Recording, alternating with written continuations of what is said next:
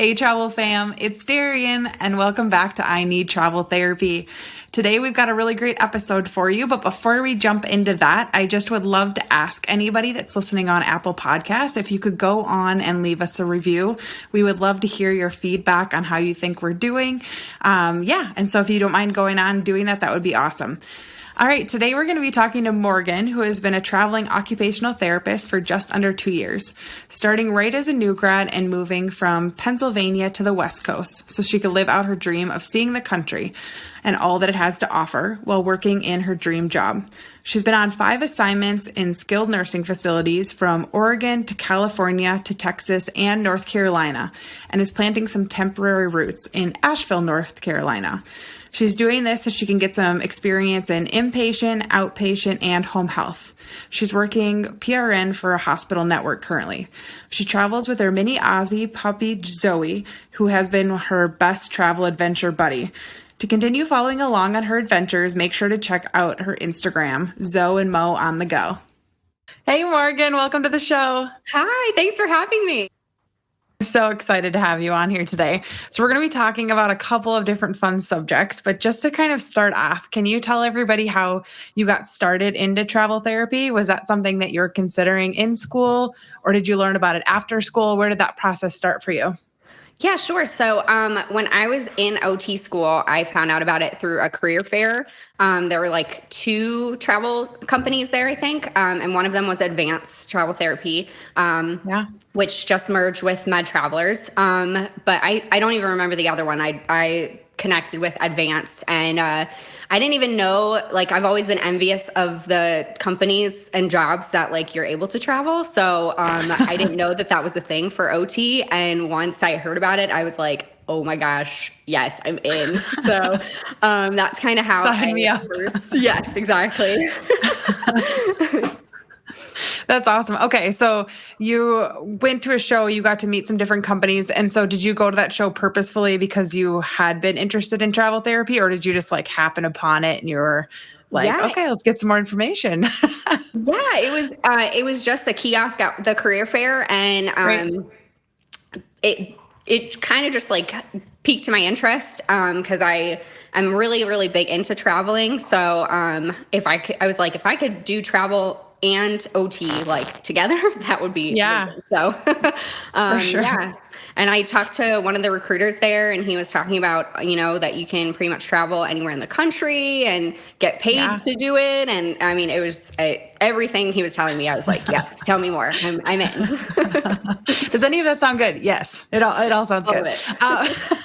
Okay, so as far as like, starting travel outside of school, I know that some schools really approve of it, or they say it's great. And then like some teachers or schools just in general advise against it and maybe going the permanent route right out of school. So did your school ever bring up travel therapy as being an option, or was it kind of just, the permanent route all the way? Can you talk a little bit about that and like what, travel therapy looks like to faculty and staff, at your school, I guess?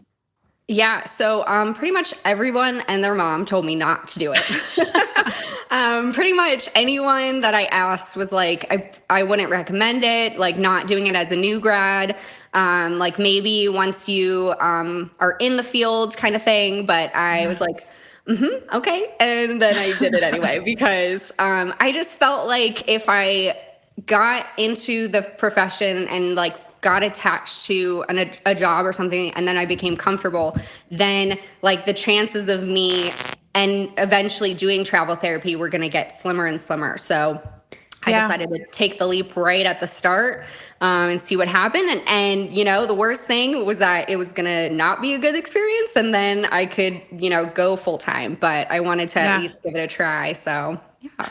And where do you think that mentality comes from? Because I hear that a lot from new grads, where they maybe were considering it, but then stop considering it because of things that are said to them, at schools and stuff. And obviously your teachers have your best interest at heart, but where do you think that comes from? Right.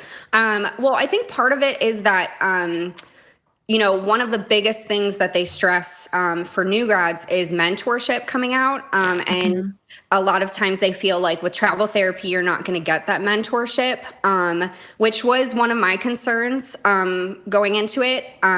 But with like when you're talking to your recruiters and when you're doing your interviews and stuff, that's something that you can bring up to them, that you're interested in, like at least having another therapist there, because I know some travel therapists who just start out will take a job that doesn't have any other OTs or any other therapists in their field. And I think that is a drawback. And I think a lot of the faculty and staff and things like that's one of their concerns, because you really it's better if you do have a mentor, I think personally, but again, it's definitely doable, but that's definitely like I think one of the biggest concerns. But something that like advanced, and I think now Med Travelers has too, is they actually have a new grad program. So that's kind of something that I also, one of the things that drew me to advanced was that they had this new grad program, which included a mentorship program. So they actually pair you with a traveler that has been experienced in it. I think they have to have 2 years of experience. And they typically do it in the setting that you're in. So like I was in a skilled nursing facility when I started out, and then they paired me with somebody who was in a SNF or had been for a while to like just kind of run ideas off of. So even if I did have other OTs there for my first job, but even if I didn't, I would have that as a resource. For her to like bounce ideas off of, and even not just OT related things, but also travel related things, because coming into it, I didn't know much about travel therapy. So For sure. No, for sure. And it's interesting because, I'm a recruiter with the company, so I know about the new grad program. Like I've met a lot of our mentors who are really great, right? They really are doing it because they want to help the next generation of therapists coming because they got help, right? But it's interesting getting to hear it from your side of things. Did you feel like you were able to kind of like make a connection with your mentor, or did you feel like they were like actually a pretty helpful tool in your process? Or was it something where they were, there, but maybe you didn't utilize them that much? Yeah, so I feel like she could have been a really good resource for me. But I'm the type of person that doesn't reach out for a lot of help. So I didn't use her very much. But I feel like she definitely would have been there if I would have texted her. Yeah, no, for sure. I hear that all. So my therapist was like, I don't know why I didn't. I don't know why I didn't. But it's nice, I think, that they are there, which is great. So exactly. Yeah. Okay. And so you started off, you decided, you went to this career fair, started talking to recruiters, and you're like, I think this travel therapy thing is for me. So then you just decided, were you still at that point considering permanent options, or were you like full in on travel therapy at that point? So I think I always had travel therapy like in the back of my mind as like, that's probably what I'm going to do. But I definitely, especially with all the influences saying like, no, you probably should look into like, a full-time position. I kind of was back and forth, but always had it like in the back of my mind. And it like, I started looking into like resources with travel therapy and things like that, so that I kind of, because I had no idea what it entailed or anything about it. So it's pretty normal, I think. Yeah. Okay. So you decided to go start travel therapy. Can you tell us a little bit about your first experience in a facility or on your first assignment and what that was like for you? Yeah. So I am from Pennsylvania, and I decided that my first assignment, I would just rip the Band-Aid right off. And I drove across the country to Oregon for my first assignment. Oh, great. Didn't know anybody there, like had no idea what Oregon was like. And it was Southern Oregon. So I just assumed that Oregon, like the whole state, was more like the Portland area, like the, like rainy all the time and green, like super green, but Southern Oregon's like Mediterranean climate. So that was interesting. That was quite the Mediterranean. That's new. I love that. And so that was like a whole experience. I also found out I got the job like a week and a half before I had to leave. So trying to find housing in that time and pack up my entire car and everything. It was a lot, but it was definitely worth it. We made it work. And my mom came with me on the trip, which was fun. We made it into like a road trip. Yeah.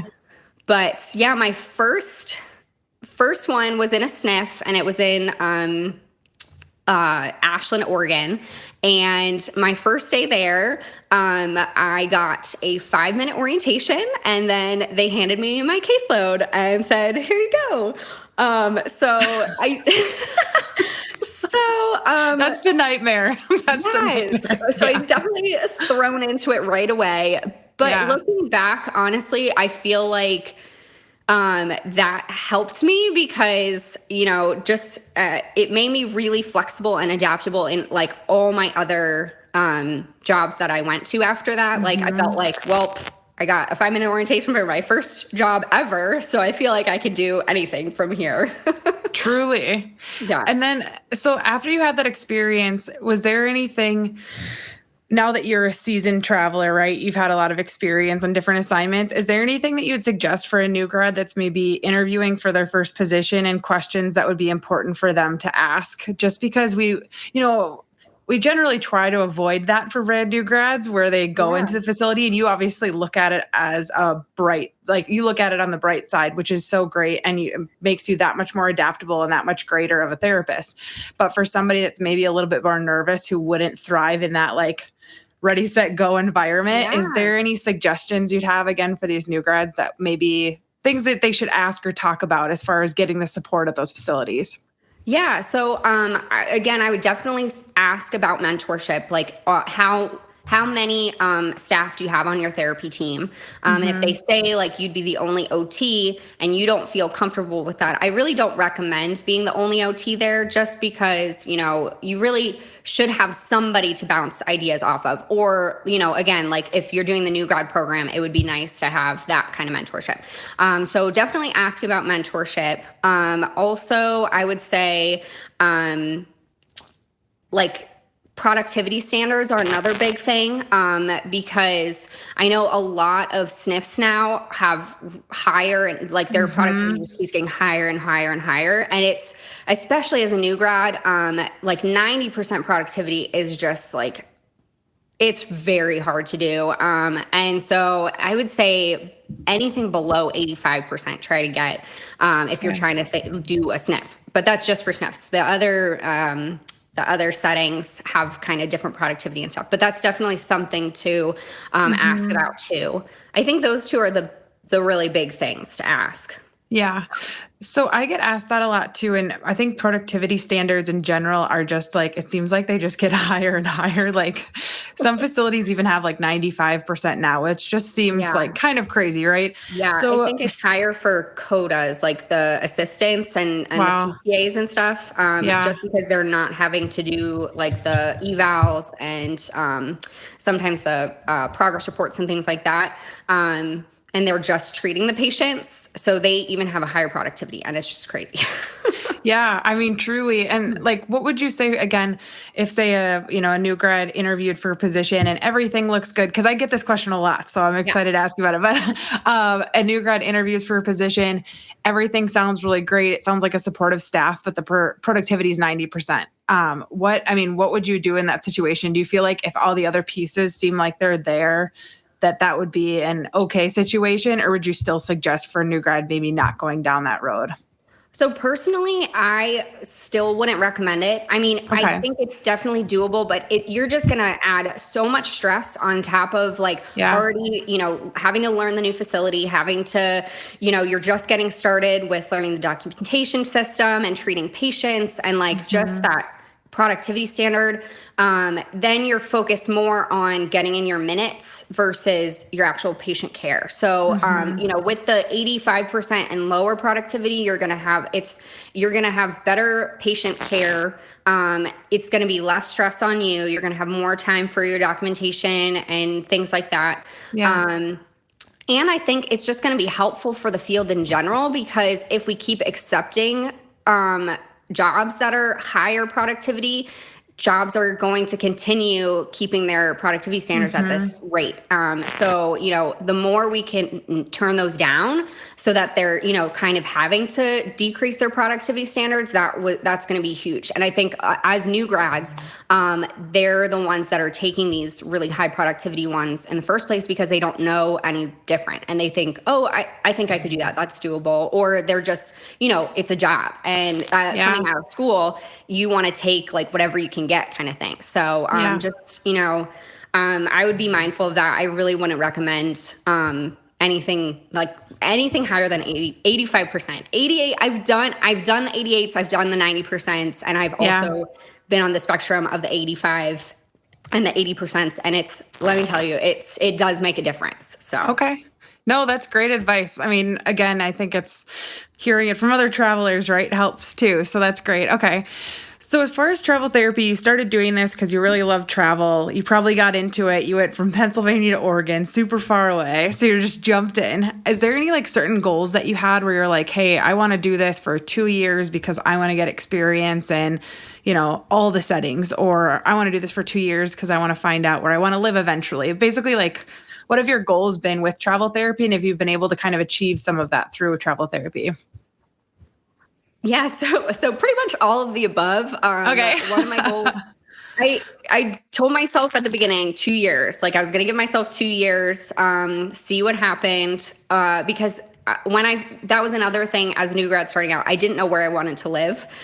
So this was, an opportunity to kind of explore. I had never been out west really. So like being able to go over there and be able to see Oregon and California and visit a lot of different places. And also like as a traveler, you kind of surpass being a local or being a tourist, and then you become more of like a local. So you really get a feel of the areas that, and not just like if you were on vacation there or something like that. Yeah. So that was kind of cool. And then also I really wanted to, part of traveling was to kind of experience different settings. And so far I haven't been able to do that as much. I've done 5 skilled nursing facilities now. And before my last assignment, I was really trying to do inpatient, but a lot of times I have inpatient experience with my field work, but a lot of times they'll want you to have like 1 year of experience or something like that. There are some jobs that will hire new grads, but it's not as common. Definitely in acute, they're probably going to want a year of experience. And so after my last assignment, and also the other thing to consider is like West Coast versus East Coast. Pretty much the West Coast, if you're thinking about going travel therapy, I definitely recommend getting licensed in like California or Oregon or Washington because they always have jobs. So it kind of increases your chances of getting the setting that you want versus I feel like the East Coast, I'm having a little bit more trouble finding the settings that I want. I feel like depending on the states that you get, it's a little bit more challenging to like they always have sniffs, but it's coming back. Like a lot of the travel positions are coming back after the pandemic and everything. Travel therapy is definitely on the up and up again. So there are more options.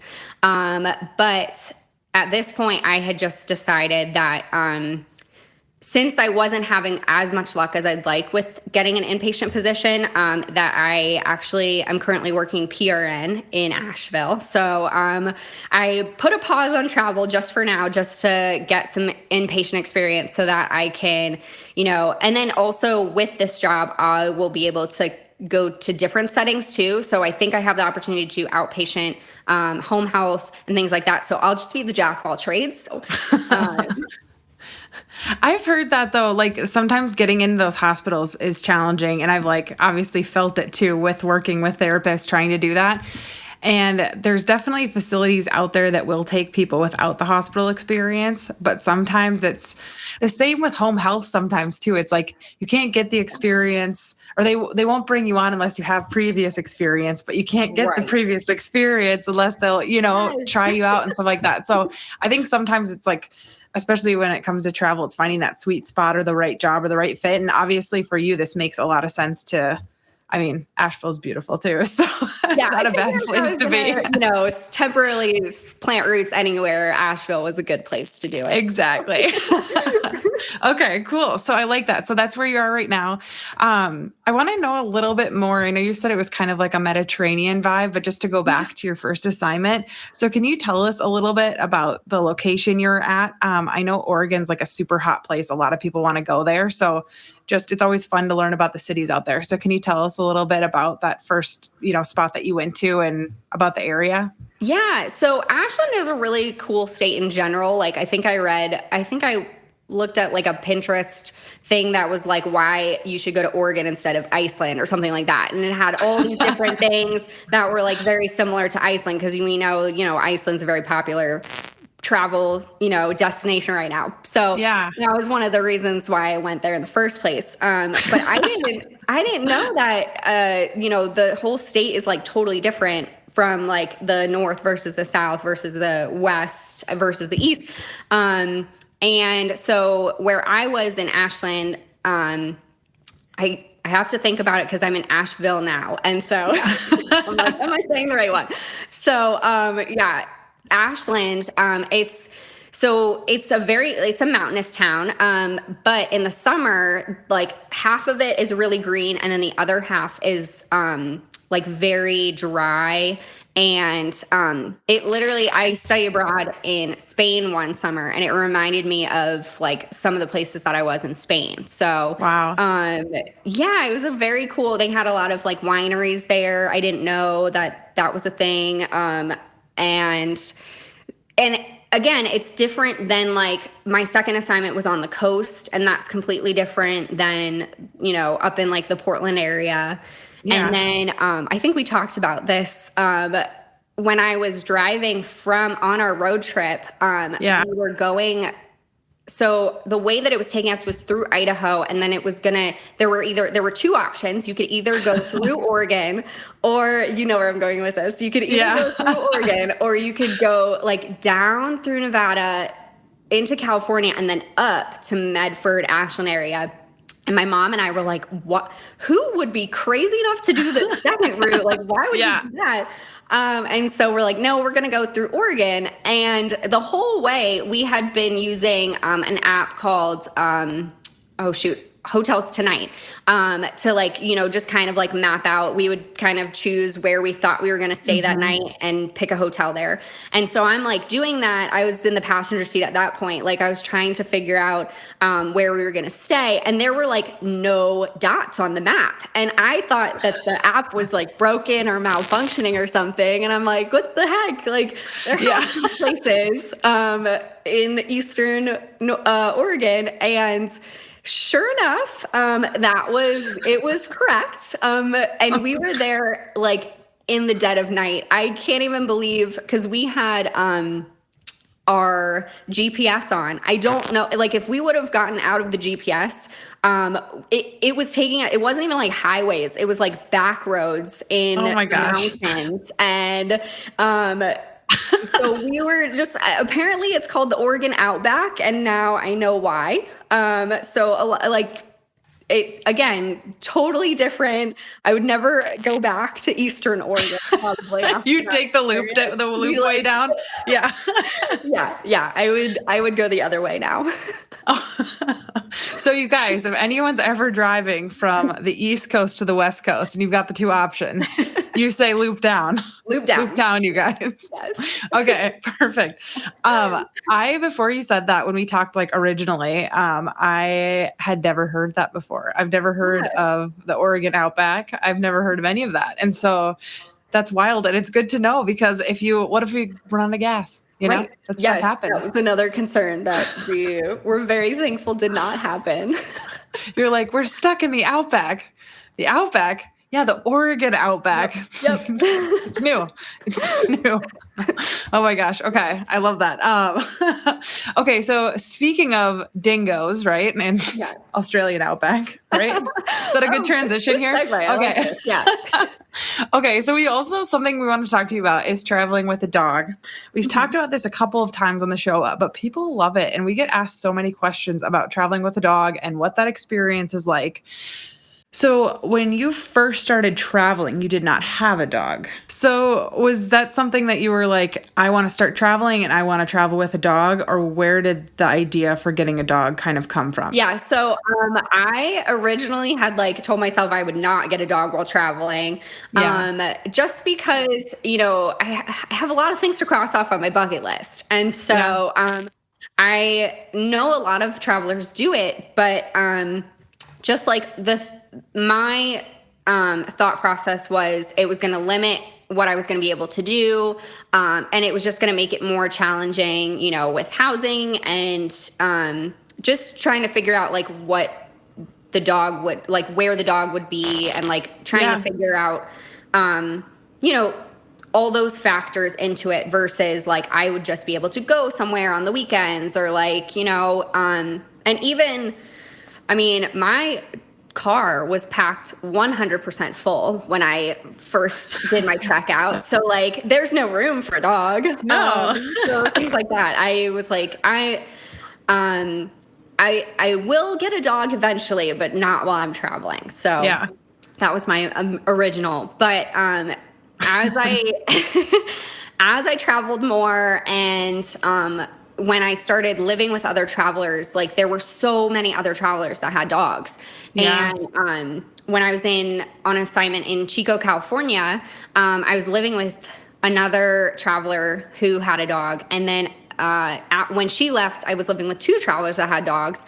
And it was just kind of like seeing how they were able to, raise the dog and like what they did, like their tricks and things that they did with them. I was like, okay, this actually, I might be able to do this. So like and the one girl that I was living with, she adopted a puppy. So I actually got to see how she did with her, like from day one on. And so I think that kind of gave me the confidence to be like, okay, I have puppy fever now, and now I need one. Now it's necessary. So my dad called me the one day because they have a mini Australian Shepherd, and said that the people that they got their dog from had another litter of puppies. And so I went online and saw the photos of the puppies and like immediately fell in love with my Chloe.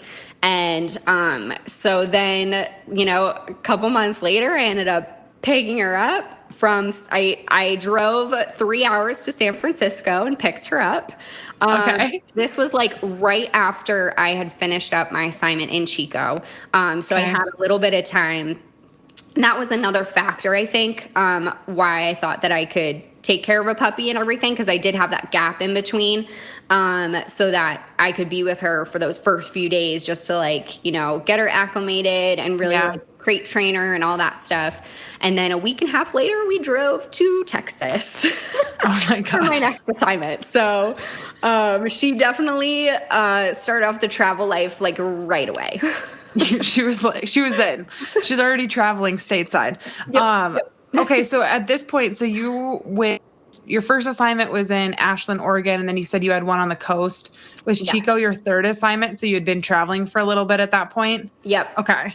Yep. And so you got her as a puppy, and I just had my first puppy experience last year. I got my COVID puppy, and they're a lot of work. And so would you suggest, I guess, for somebody else that's interested in traveling with a dog that maybe doesn't already have a dog to maybe like start the whole traveling thing first and then get a dog? Or would you, looking back, prefer to have started with the dog? So I think it probably would have depended on how long I had Zoe, like before traveling. Like I wouldn't recommend getting a puppy and then being like, all right, I'm going to go out and travel. And because now you have so many new experiences at the same time, I think that would have just been overwhelming. But if I would have had Zoe for a while, I think it would have made it a little bit easier.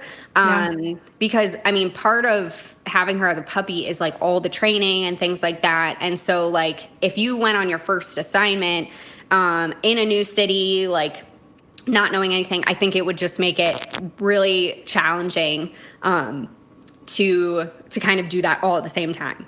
But, I think it was definitely helpful that I had already been traveling a little bit. So I kind of knew, some of the things that I had to be aware of when I got her that I might not have known otherwise. So yeah. Well, especially if you lived with people that were going through the same experiences, you probably got to kind of like learn some of the pits and or the pitfalls of that or the peaks of that, right? Like how great it is, but it's also challenging, right? Yeah. So was there any like specific challenges that you had with getting Zoe? Like you've seen the experience with the puppy, you know what you're getting into, but then you actually bring a puppy home and then you actually drive, to Texas, right? Like, how does that work with her being little and like, could she make it the whole day while you were at work? To not go to the bathroom, that kind of thing? Yeah. So when I was in Texas, the nice thing about that was I was only 15 minutes from my facility. And also the place that I was staying was a house on a farm. So even one of the things that I didn't have to worry about was like if I was staying in an apartment with her barking or anything like that, because there was literally nothing around us. So she was in the house by herself. She could bark to her heart's desire if she wanted to. Yeah. So I didn't have to worry about that. And then also, I had her in a pen in the kitchen with like a tarp down underneath it, which is a trick that I learned from one of the other therapists that I was living with who had the puppy. So I could go home because I was only 15 minutes away. I could go home at lunch and then let her out. So I spent like an hour with her at lunch and then would go back to work and then come home at night and then spend the rest of the time with her. So I did leave her at home for that time period. For the assignment after that, I was in an RV and we were 45 minutes from work. So for that assignment, I had her in daycare for that one. So. Okay. And then what was it like, I guess, having her, was it more challenging with potty training and stuff? Like having her there and she was out you said that she was in a open pen area and then you had it covered underneath. When she was out like that, do you think that made it more challenging with some of the potty training stuff, or did it work out just like it would, if you hadn't been traveling? Yeah. So, I think that it probably would have been better if I would have been able to be home with her. A lot of times, especially with like crate training and things like that, it makes potty training a little bit easier. So, and because she was in the pen, it definitely wasn't forcing her to like have to hold it as much. So I do think that if I would have crate trained her versus having the pen, it probably would have been a little easier. But I also do think just her breed in general picks up on things pretty easily, like pretty fast. Yeah. So I think that was helpful because I don't know if it would have gone the same way with some of the other breeds. So as far as like the road trip part going from California to Texas too, was that challenging? Did you have to stop a lot? Like just with a brand new puppy? Every hour, I think I stopped for 2,000 miles. So definitely put a couple more hours on the trip, and I probably wouldn't recommend that. Oh my God. What a fun memory though with you guys. Like that you got to do that when you first brought her home. I think that's so cool. Yeah. And she was such a trooper. I think one of my biggest recommendations is just the treats. Like every time, like when she was quiet, I would put a treat in her pen, like in her, because she was in her crate the whole time that we were driving. So I would put treats in her crate to just let her know that she was doing a good job. So what a good mom. I love it. My dog, when I transitioned, from a puppy, right? You give him treats all the time. And I still give her treats sometimes. But I remember when I went from that period where I was giving her treats like constantly to like kind of weaning her off that, she was a little grumpy with me for a while. So, and how old's Zoe now? She just turned a year old this month, or let's see, the end of last month. Sorry. Okay. Oh my gosh. So now you've had her for a while. So you've done several assignments. I know you're doing PRN right now, but like you've done several assignments with her. So I guess I want to hear a little bit about like what your take is on, making sure that there's a vet that's close enough or figuring out those types of things at all these new locations that you go to. So is there any sort of way that you're like, moving to a new place, making sure that there's a pet hospital within a certain driving distance or something like that, or things that you look at to make sure it'll work for Zoe too? Yeah. Yeah. So that's one thing that I didn't have to do before, but now I definitely do, is anytime I'm considering an assignment, before I even kind of like apply to it, or even if I initially apply to it, I'll make sure to do some research on things like if there's a vet in the area, or like how close it is in proximity to like potential housing. Also, even with housing, you have to also factor in if they're pet friendly. And even if they don't say they're pet friendly, I'll message them and just see. Because the place that I'm staying in right now, she normally doesn't rent to pet owners, but she was like, I saw Zoe and she's small and cute, so I think she would be okay. So I definitely recommend just still reaching out just to see. And then also looking at things like, so one of the things that before I even had her in daycare, I was using, there's some really good apps out right now called and websites called, one of them's Rover, which is kind of like a care.com or something like that, where people open their houses or they'll come to you rather than, you going to a daycare or something like that. And so a lot in Texas, I actually use that a lot. If I was going on a trip or things like that on the weekend that I didn't think Zoe would be able to like go to most of the places, I would reach out to some of the people on Rover and they would take her. And that way it was just like more individualized for her. Like it was typically like one-on-one. Basically, I was having her go to like a friend's house or something like that. So, or some of them had another dog that she got to play with the whole time. So, yeah.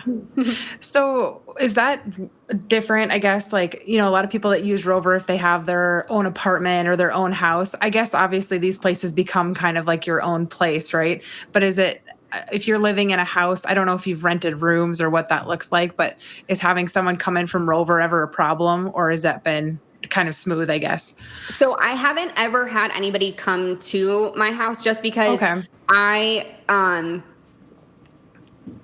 I've mostly had it for going to other places just because it's not my house. I feel like if I asked her, like that might be okay. But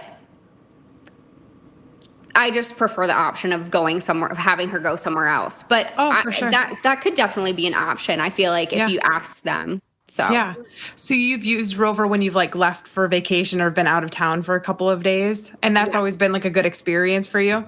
Yeah. Okay, cool. When I was in Texas, a couple travel friends and I had gone on a vacation or like a little mini vacation to Sedona. And so she was with a person from Rover for that. And you get updates like every day. Like you can request to have like them send photos and things like that. So she was sending me pictures of her like playing with the girl's daughter, and like I think they had a dog that she was and getting walks and stuff. So that's so nice, because as a dog parent, right, they become your child, and so you want to know that they're okay. Is, I guess, cost wise, because I know that with my dog, we have this really great boarding facility by me, so whenever I've gone on any trips, I've been able to bring her there, and they do a really great job. But I've always been interested in Rover. So is it kind of expensive, or is it kind of like the caregivers will set their price and then you can pick and choose from that? Yeah, so it pretty much just depends on the caregivers. They pick and choose their prices, and then I typically just go with the ones that have like a combination of really good reviews and then also like the cheapest ones.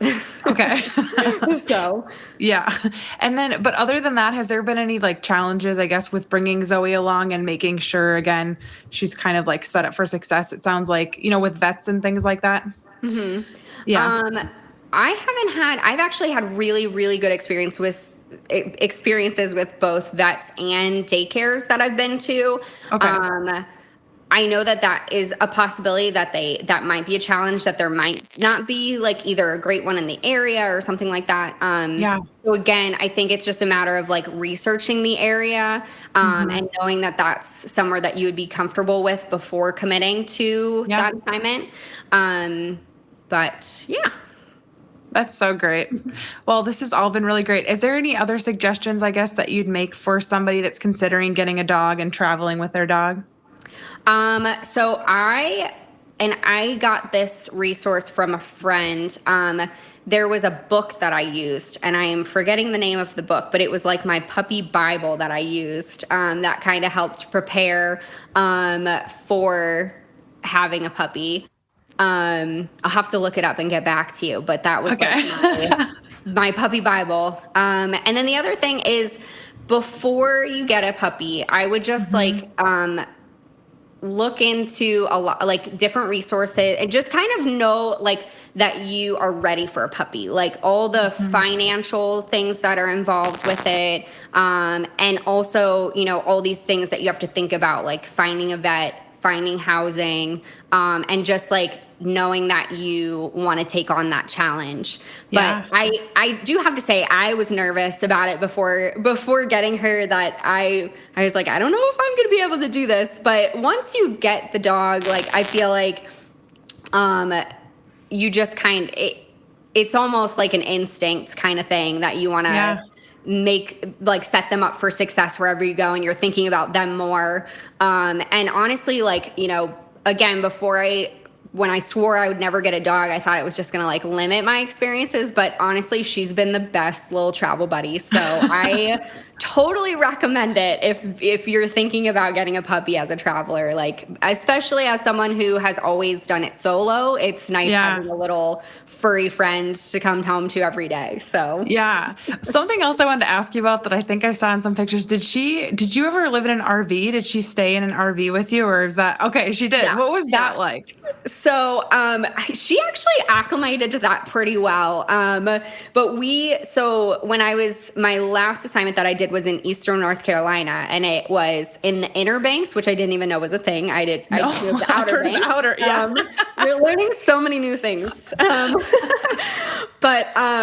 So when I was there, so that was one assignment that I probably should have looked into housing more than I actually did. And so there were very few housing options. And so I had gone on to one of the places that I find housing is they have like travel nurse housing pages where people will post things in there. And I've had some luck with finding housing on there. And this lady reached out to me saying, well, I have a camper van that's about 45 minutes from where you'll be working. I don't know if you'd be interested in that. And I have always wanted to, you see all these other travelers in their vans, like living out of the vans, van life, and get like really envious. So I was like, you know what? I'm just going to do it. I'm just going to try it out. It's for 3 months. And so it was in a campground on a river. Like my unit had like a little dock that went out on the river and went into the bay. And so like I think we spent most of our time out there, that we would just watch the boats like go in and out. That's awesome though. Yeah. So it was a very cool experience. I have learned that it was something to cross off the bucket list. I don't think I could do it full time. But I also had some issues with the plumbing. And so I will spare you the details, but that kind of also made it not as enjoyable as it could have been. So, but yeah, it was a cool thing to like, that I would not have done otherwise if I hadn't been traveling, to say that I was able to do. So, so other than like, the general living in an RV that maybe wasn't for you, or the unnamed plumbing issues, right? Was having a dog in an RV more challenging, or was it just kind of like, oh, this is your spot, this is where you're at? And it sounds like you spent a lot of time outside too, which helps, but was that hard to have a dog in an RV? So I think that was probably one of the reasons why I decided to put her in daycare while I was at work. There was a really good daycare like right nearby because I was just concerned with like if the air conditioning went out or something like that. Because I did have one day where the propane tank was out and then we had no heat for a night. So and that was when it was still pretty decently cold out. So I was thinking on the opposite spectrum, like if I had her in the RV while I was at work or something and something happens. So, but honestly, like, my landlord did a really, really good job of like DIYing the inside. So it looked really homey. And it didn't really look like an RV. So I think she acclimated really well to it. But that's so cool. I'm the same way. You see those pictures and you're like, I got to try it sometime. Yes. Other than a family, like a week-long family trip that we've done a few times, I've never spent like significant amount of time in it. So yeah, it's cool that you did it. And maybe one day I will too. Yes. It was definitely an experience. One of the things that I, missed while I was in the RV was like was like more than 5 minutes of hot water. So like sometimes I'd have to decide between if I wanted to wash my dishes or take a shower. And so because that's how much hot water I was going to get. So the things they don't tell you on Instagram, right? You're looking, you're like, this looks great. You have no idea. Oh my gosh, I love that. Anyway, well, thank you so much for coming on and telling us about your new grad experiences and traveling with a dog. I think this is going to be really helpful for people that are looking into travel for their first time. So thank you so much for coming on today. Yeah, thanks for having me. Yeah, of course. Talk to you later. Bye. And that brings us to the end of the show. Thanks for tuning in to I Need Travel Therapy. To learn more about today's episode, make sure to explore the show notes at medtravelers.com/I Need Travel Therapy. And don't forget to subscribe so you never miss a guest. If you're a therapist interested in traveling, visit medtravelers.com to explore nationwide travel therapy job offerings and to learn about the amazing benefits that MedTravelers has to offer. Also, a very special thanks to producer Jonathan Carey, assistant producers Katie Schraben and Sam McKay, and Aiden Dykes for the music and editing. See you next time, Travel Fam.